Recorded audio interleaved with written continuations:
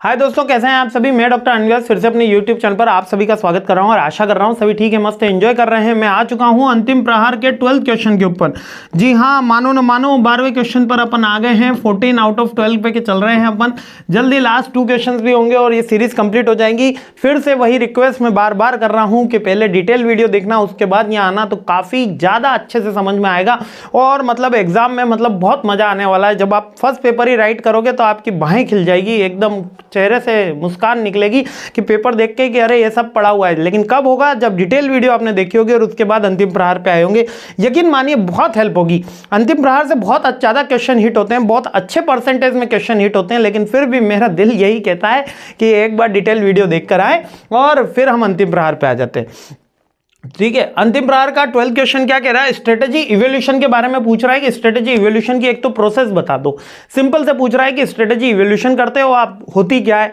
बोले बहुत बढ़िया। स्ट्रेटेजी इवोल्यूशन यानी स्ट्रेटेजी के पता लगाना कि स्ट्रेटेजी सही से इंप्लीमेंट हुई है कि नहीं हुई है और उसमें क्या चेंजेस करने हैं, है ना। इसी को स्ट्रेटेजी इवोल्यूशन कहते हैं। और एबीसी कॉस्टिंग क्या होती है? एबीसी कॉस्टिंग को बोलते हैं एक्टिविटी बेस्ड कॉस्टिंग। ये दोनों चीजें क्या होती है? क्या स्ट्रेटेजी इवोल्यूशन का एबीसी कॉस्टिंग से लेना देना है? तो है, क्योंकि एबीसी कॉस्टिंग हम स्ट्रेटेजी इवोल्यूशन के लिए करते हैं। अब स्ट्रेटेजी इवोल्यूशन की प्रोसेस क्या है? ये बार बार आया हुआ क्वेश्चन है। प्रोसेस के अंदर सिंपल है कि हमको स्ट्रेटेजी को क्या करना है। सबसे पहले स्ट्रेटेजी को एक स्टैंडर्ड फिक्स करना है। जब भी हमको स्ट्रेटेजी इवोल्यूशन की प्रोसेस यानी स्ट्रेटेजी को चेक करना है तो एक बेंचमार्क फिक्स होना चाहिए, एक स्टैंडर्ड फिक्स होना चाहिए।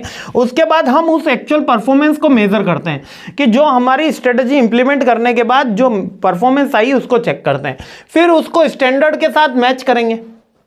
सबसे पहले एक स्टैंडर्ड फिक्स करो, स्टैंडर्ड के बाद एक्चुअल परफॉर्मेंस चेक करो, फिर उन दोनों को कंपेयर करो।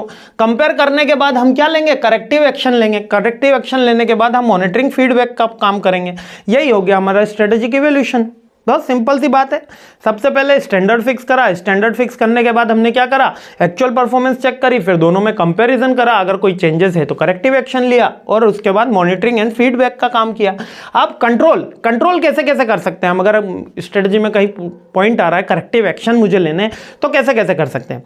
3 तरीके के कंट्रोल है। या तो मैं पहले से बोलूं अरे अरे देखो देखो देखो ऐसा हो जाएगा, वो पहला कंट्रोल है। यानी कि फीड फॉरवर्ड, अरे देखो देखो ऐसा हो जाएगा। यानी अभी एक्टिविटी हुई नहीं है, एक्टिविटी होने से पहले जब मैं कोई कंट्रोलिंग एक्टिविटी कर रहा हूं, प्रोएक्टिव एक्टिविटी, तो वो हो रही फीड फॉरवर्ड की एक्टिविटी। जब समय में अरे देखो तुम गलत कर रहे हो, तो वो कॉन्करेंट कंट्रोल है। रियल टाइम में जब कंट्रोलिंग एक्टिविटी हो रही है तो कॉन्करेंट कंट्रोल है। अब थर्ड कौन सी एक्टिविटी है? फीडबैक के अंदर क्या है? Reactive activity. अरे हार गए ना देखो ऑस्ट्रेलिया से, थोड़ा रुक के खेलना था। सब बोल रहे हैं ना थोड़ा रुक के खेलना था। चेतेश्वर पुजारा साहब की कमी लग रही है, उनको रिटायरमेंट का जैसा अनाउंसमेंट नहीं करना था, वैसे तो उन्होंने करा ही नहीं है। उनको टीम में रखना था, थोड़ा किसी को स्टॉप करके खेलना था, थोड़ा यशस्वी जायसवाल को गलत आउट दिया गया। तो ये क्या हुआ? ये रिएक्टिव कंट्रोल हुआ। प्रोएक्टिव के अंदर तो पहले से आपने करा, अरे अरे ये चीज़ गलत हो सकती है। रियल टाइम में कॉन्करेंट कंट्रोल और फीडबैक कंट्रोल जब आफ्टर प्रोसेस हो जाती है तब कैसे चेंज करना है, तो ये करेक्टिव एक्शंस के अंदर है। ठीक है, आगे बढ़ते हैं। आगे आ जाता है अपन activity based costing. Activity based costing बहुत सिंपल बेस्ड कॉस्टिंग है। इसमें हम क्या कर रहे हैं कि जितनी भी एक्टिविटी होती है, लाइक प्रोडक्शन रिलेटेड कोई एक्टिविटी है, मैन्युफैक्चरिंग प्रोडक्शन रिलेटेड हो गई, सेल्स रिलेटेड हो गई, मार्केटिंग रिलेटेड हो गई, और प्रोडक्शन में भी 10 एक्टिविटी हो सकती है। ठीक है, 10 प्रोसेस हो सकती है, उसकी 10 एक्टिविटी। मैन्युफैक्चरिंग मार्केटिंग में भी 2-3 एक्टिविटी हो सकती है, सेल्स में भी 2-3 एक्टिविटी हो सकती है, एचआर में भी 2-3 एक्टिविटी हो सकती है। इन सारी एक्टिविटी को हमको दे देनी है कॉस्ट रुपीज में, कि इस एक्टिविटी की ये कॉस्ट है यानी ये वैल्यू है। और उसके अकॉर्डिंग जब मैं एनालिसिस कर रहा हूं कि प्रोडक्शन की 10 एक्टिविटी, किसी की 7 रुपए, किसी की 6 रुपए, किसी की 5 रुपए, किसी की 2 रुपए, ऐसे कॉस्टिंग निकाली। सेल्स में कॉस्टिंग निकाली, मार्केटिंग में कॉस्टिंग निकाली, एचआर में कॉस्टिंग निकाली कि एचआर में रिक्रूटमेंट, ट्रेनिंग, डेवलपमेंट पे कितनी कॉस्टिंग आ रही है ना। मैन्युफैक्चरिंग पे कितनी कॉस्टिंग है, मार्केटिंग के अंदर एडवर्टीजमेंट में कितनी कॉस्टिंग जा रही है, प्रमोशन में कितनी कॉस्टिंग जा रही है, और एडवर्टीजमेंट प्रमोशन यानी सेम करना, सोशल मीडिया प्रमोशन पे कितनी कॉस्टिंग जा रही है। तो उन सब की जब मैं कॉस्टिंग करके एनालिसिस कर रहा होता हूं तो वो एक्टिविटी बेस्ड कॉस्टिंग कहलाती है। ठीक है, तो एक्टिविटी में हम कॉस्ट ड्राइवर्स चेक करते हैं, उसमें असाइंड कॉस्ट करते हैं, यानी कि पहले कॉस्ट ड्राइवर्स, यानी कि हमने पॉइंट्स निकाले, प्रोसेस में 10 पॉइंट है, मार्केटिंग में 3 पॉइंट है, एचआर में 10 पॉइंट है।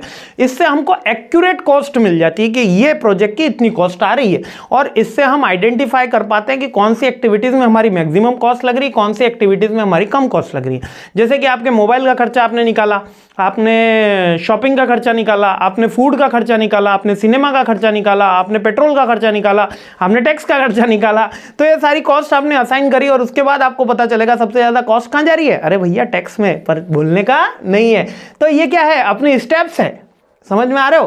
तो ये स्टेप्स है, इसके अंदर हम क्या कर रहे हैं कि सारे ड्राइवर्स को असाइन कर रहे हैं एक पर्टिकुलर थिंग, और उसके अकॉर्डिंग कॉस्ट निकाल रहे हैं, उस कॉस्ट को टोटल करके हम एबीसी कॉस्टिंग करते हैं। जिससे क्या हेल्प होती है, हमारा एडवांटेज क्या है, इससे एक्यूरेट पता चलता है कितनी कॉस्टिंग आ रही है, किस हेड पे आ रही है, डिसीजन मेकिंग बढ़िया होती है, हम कॉस्ट कंट्रोल बढ़िया कर सकते हैं। लेकिन ये कॉम्प्लेक्स ज़्यादा है, ये एक्यूरेट नहीं होती, क्योंकि इन्फ्लेशन भी इंपैक्ट आता है, और बार बार चीज़ें वेरिएंट टेयर होती है ना, यानी डायनामिक है, और सभी बिजनेस के लिए सूटफुल नहीं है, क्योंकि जिनके ऑपरेशन प्रोसेस कॉम्प्लेक्स है उनके लिए सूटफुल नहीं है। ठीक है, बहुत सिंपल सा क्वेश्चन था, बहुत ईजिली अपन ने एबीसी कॉस्टिंग देख ली, और बहुत सारी चीज़ें इसके अंदर अपन ने कंप्लीट कर दी। स्ट्रेटेजिक इवोल्यूशन पूरा का पूरा, इसकी प्रोसेस भी देख ली, उसके पॉइंट्स भी देख लिए। कहीं कोई डाउट हो, फील फ्री टू कमेंट। मस्त रहिए, खुश रहिए, मुस्कुराते रहिए। जय हिंद।